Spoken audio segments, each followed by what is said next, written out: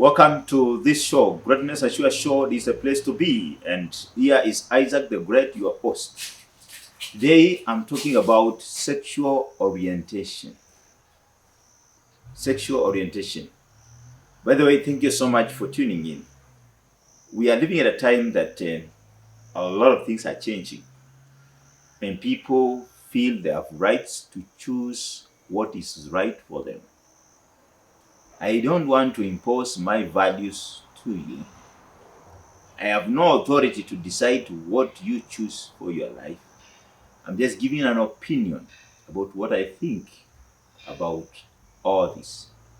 I'm a counseling psychologist and I've met people who have conflict on matters of sexual orientation. People who seek to find themselves. People who are suffering from isolation and depression because the community is not agree with them on their choice of their sexual orientation. Whether you choose to be straight, whether you choose to be gay, whether you choose to be a lesbian, whether you choose to be whichever, bisexual or whatever, is your choice.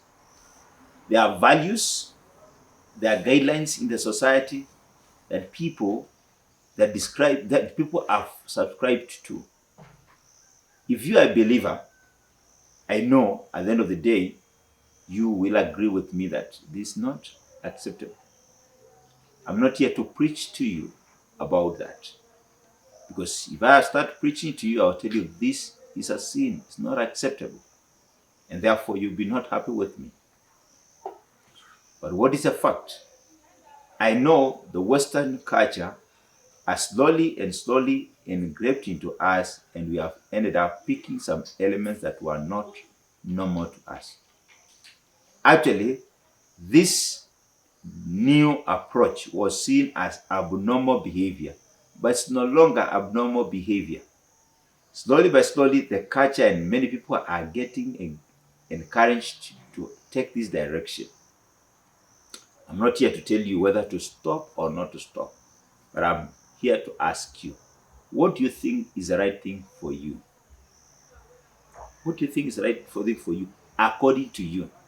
Number two, what is the place of the society in the decision that you are making? Number three, what are the impacts of what you are doing to your life? I know I've handled cases of this manner, and people have given reason as to why they got into it. Somebody talked of having been abused and having a negative attitude towards men, and therefore chooses to be a lesbian. Others say it's hormonal. They were born that way and they feel that is the right thing for them. Others think it's about the impact of the society, the people that they have interacted with, and they feel that's okay. Whichever is true according to you is not the discussion here. Maybe it's a discussion tomorrow when I have someone talking about it with me from our own experience or his own experience. Somebody wants to come out and tell people the truth about it. For me, I would wish to ask you, if you find there is a conflict between you, your values, your belief, then that is an issue of concern.